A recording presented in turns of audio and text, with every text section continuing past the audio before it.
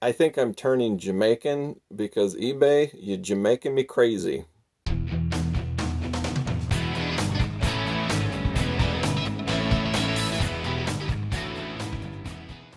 Hey guys, Midwest Parker here. Welcome to my channel. Quick introduction, my name's Dave. I'm a full-time RN, full-time father, husband, part-time YouTube content creator, part-time reseller, primarily eBay, not just eBay, Macari. Sometimes I dabble in Craigslist, local pickup stuff. I have not dove into Facebook Marketplace yet. Don't know if I'm going to. I make these videos for people new to reselling. Even if you're not new to reselling, they're still helpful. I have links down below to my older videos, how to ship, how to source, how to list, how to research, how to determine your platform. Check those out. I highly encourage you to subscribe and hit that bell icon. That way when I upload a new video or go live every Sunday at 8 p.m. Eastern Standard Time, then you'll get a notification that I have a new video up or that I'm going live.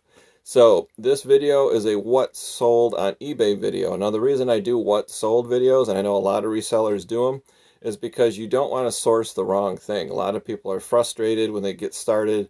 For the first time in reselling, shipping is the #1 frustration.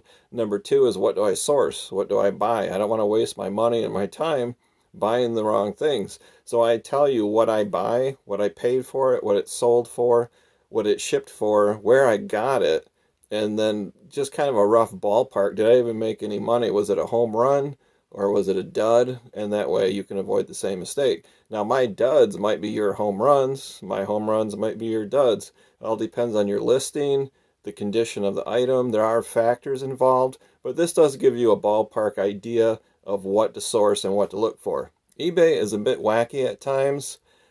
I think I'm turning Jamaican because eBay, you Jamaican me crazy. And I say that with a grain of salt because I like...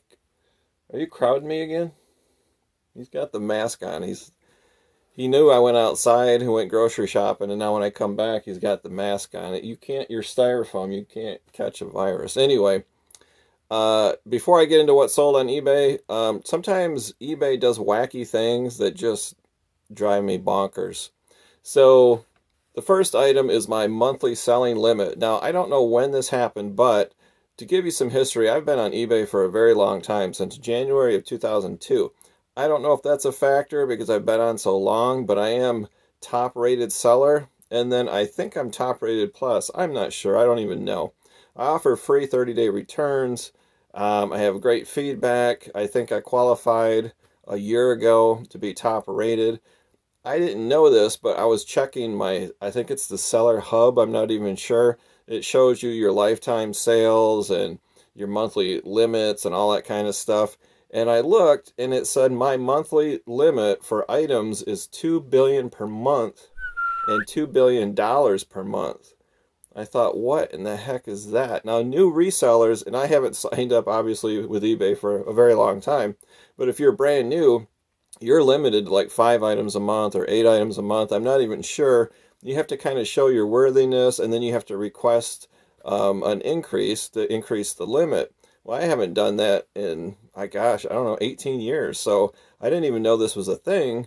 And then I looked and it said, yeah, 2 billion a month. Now I understand eBay has a lower limit and an upper limit, but honestly, come on, 2 billion.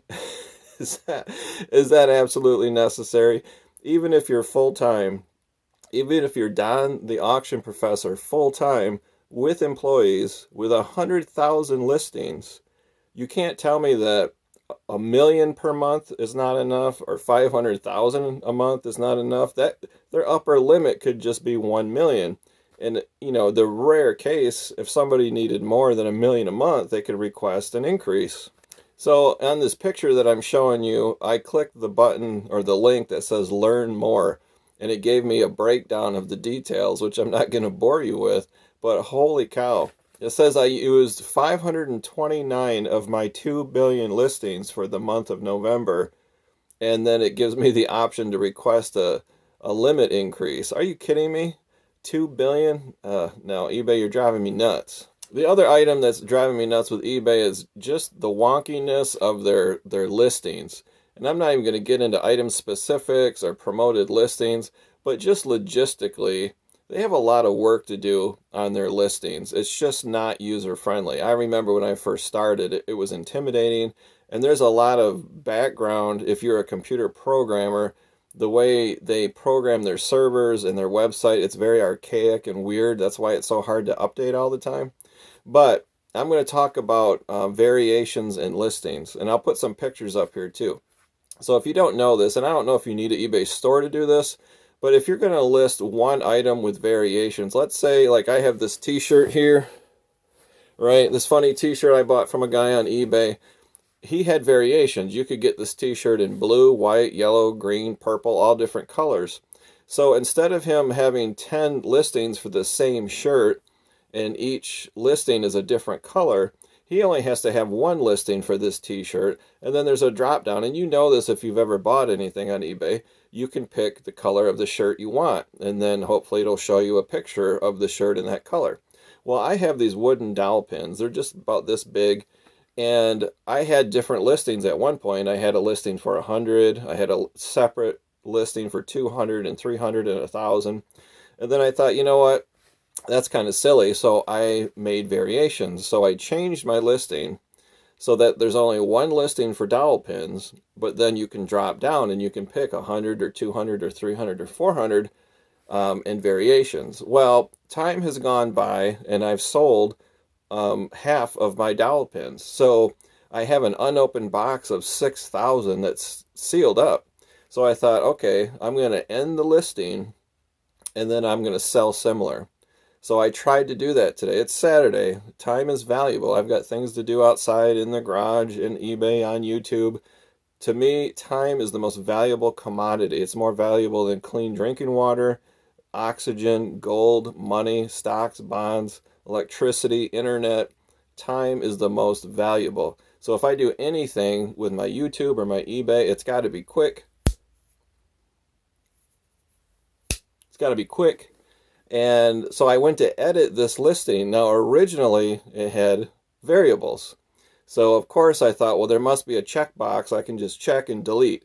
Oh, no, that would be too easy. So you can't do that. You can edit the variations.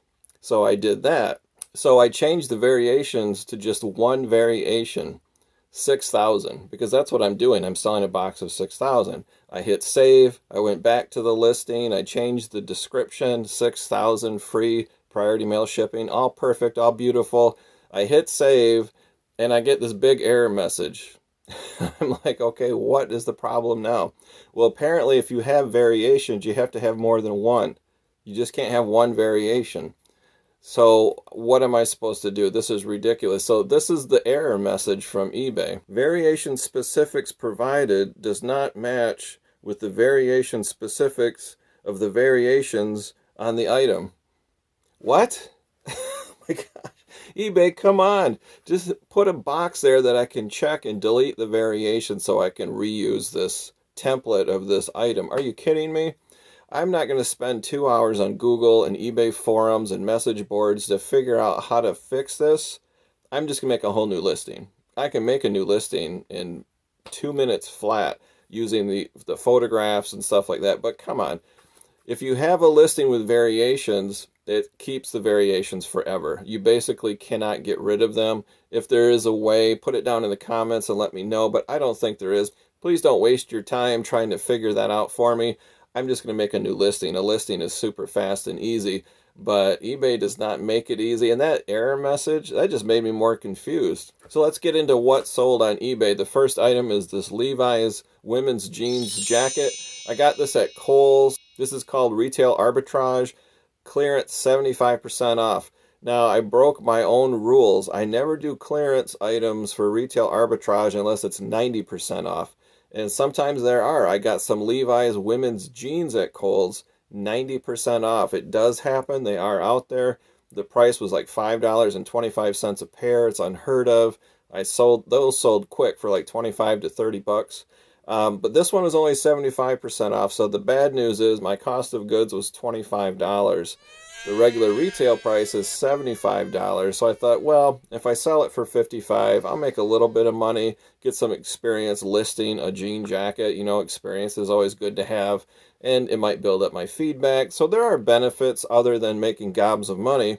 So I did have a 20% off sale. Actually, it's still going on now through December 1st for just about everything in my eBay store, almost everything, including this jean jacket. Somebody did send me an offer for $39. Now, originally I wanted $55.95, and then it was on sale, and then the offer for $39. I'm thinking, I paid $25. If I accept this offer, I'm barely going to make a net profit, maybe $8 to $10. But the buyer is paying shipping, so I figured, you know what? I'm just going to sell it.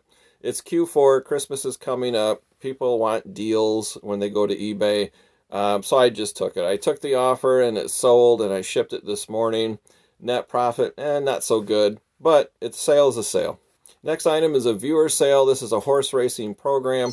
I got these from an online YouTube auction called What the Hales. I've talked about this before. I've won 3 of their auctions over the past 6 months or so. I got 33 horse racing programs for $100, so it's basically $3 a piece. Some of them are worth a ton of money. One of them I sold for $174 for a piece of paper. Check out that thumbnail on my channel. I sold a piece of paper for $174. Some of them sold for $50, $60, $40. The ones that are selling now are worth anywhere from $8 to $15. So this particular horse racing program was $14.95. It was on sale. This sale, by the way, I forgot to mention, is 20% off. So it's like 80% of my eBay store is 20% off. And then the viewer sent me an offer. The offer was for $8, which I gladly accepted. Anytime a viewer sends me an offer, I'm happy to accept it. I think it's great that they support me and my channel, and then I support them by giving them a great deal. So this viewer actually bought 2 of them. I refunded them their shipping, just free shipping, because they're a great buyer, and that went out this morning too. Next item are these Oreck vacuum cleaner bags. This was a bag of 8, and it was kind of like opened on the top. They were still new. I got them at a flea market for $5. I probably won't do this again. This is just like an average sale, not bad. But the 8 of them together weigh over a pound, so I split them apart and did 4, a lot of 4 with 2 available, because 4 is only like 13 ounces. It goes in a padded mailer. It just squeaks by, and I can mail it first class. I had this for $13.95, but it was on sale for $11.16, and it sold plus first class shipping on top. Next are the wooden dowel pins. Yeah, I already talked about these. They're going kind of fast. They're crafty, and carpenters and furniture makers use them. I sold 200 this time. These were on sale plus a volume discount, so the prices are really wonky. $7.16 for 200 of them, plus first class shipping on top. And I sourced these at a Restore thrift store, and it's a long story, but I bought, let me see, what was it? 12,000 of them for $50, and that comes out to 4/10 of a penny per dowel pin. So I will be listing today the unopened box of 6,000 on my eBay store for $100 free priority mail shipping. I will turn on best offers, so if you're a viewer, let me know in the message. If you send me an offer, say, hey, this is so-and-so, I'm a viewer of your YouTube channel, send me an offer, I'll ship it to you. Next item is my second Amityville Horror movie poster. These are original vintage movie posters used in the theater, not reprints, not reproductions. You have to be very careful when you sell things like an 8x10 photograph or a lobby card or a movie poster. There is a ton of people on eBay that take digital scans of real items and they sell the scan, or they steal pictures. This happened to Don the auction professor. He had vintage postcards or some other ephemera. Somebody was stealing his photos and then selling the prints on eBay. And you can do that. I don't think it's against eBay's policy, but it's a really dumb policy. So people sell reproduction items. So you have to be very careful, especially 8x10 photos. You thinking you're getting a picture of Marilyn Monroe, like a press photo, or an 8x10 that was printed back in the 50s and 60s. Actually, it's not. It's just something somebody printed off their inkjet printer at home, and they're selling it to you. There's nothing wrong with that as long as they disclose it. So if you have the real deal, I like to call myself the real deal. He doesn't care. This is the real deal movie poster, so this is not a reprint. So I make sure I put that in the description. People know what they're getting. It's vintage, it's real, and that helps it sell better. So I bought these movie posters, about 63 of them, from Mr. Buys a Lot. If you don't know him, he has a fantastic YouTube channel. He sells wholesale lots. He does auctions. He's going to do more YouTube auctions on his own YouTube channel, so check him out. If you want to source from home, you either don't want to leave your home, or because of the public health emergency, there's reasons you can't get out or you don't want to get out, you can source online. You can go to shopgoodwill.com, you can go to highbid.com, or you can go through YouTubers. There's lots of YouTube auctions. I've never had a single bad experience. Brian is just an upstanding guy, and he's got a ton of stuff. And he buys it wholesale, and then he sells it wholesale to other people like you and I. So I bought 63 movie posters from him. Cost of goods is around $5 each. And they're long tail. They take a while. Only people who like that movie are going to buy that poster. Hopefully people buy it as a gift in Q4 for somebody they know that likes the movie. So this is a very popular movie. Any horror movies, monster movies, they tend to go for a much higher premium. I listed this for $49.95. It's part of my 20% off sale. It sold for $39.96 plus shipping on top. Next is a beard recovery balm cream. I don't know what it is. I got this from a local auction. So my local auction house here in Muskegon, Michigan, they have a website, and if you win, it's curbside pickup. It's a little different than what they normally do, like a live in-person auction. But this is kind of cool because it gives you time to check out the item. The problem is you're not there in person. You can't handle it, can't do the smell test, so it's a little risky, not too risky. I've never had any bad luck with this company. I won like 8 of these beard balm, whatever they are, to condition. Yeah, now that I'm thinking about it. I paid like 6 or 8. No, I paid $6 for 8 of them. So cost of goods is just under $1, but then you have the buyer's premium and you have tax, and that's crazy. It's like 18% buyer's premium, auction premium. So the cost of goods is about $1.25 per can. It was $8.95, but with the 20% off sale, it was $7.16. All of these sale items I have best offers turned on. It's very interesting how many people send an offer and how many people don't. But this sold for $7.16 plus shipping on top. This next one, I don't know if it's a dud, but it took me a long time to sell it, like a year and a half. This is a really cool coffee mug, super high quality, really thick ceramic mug, well made, really cool looking. And I thought, wow, I can source this for like a quarter, 50 cents at like a Goodwill. I thought this must be worth a lot of money. I don't even know if I looked up comps or not. I think I did. It's a collectible mug. The problem is the company still exists and you can still buy this on their website. So that really hurts sales. If you can get a coffee mug, like a Starbucks mug or a Disney mug, that's no longer produced, you can't get it anywhere other than eBay, that drives the price up.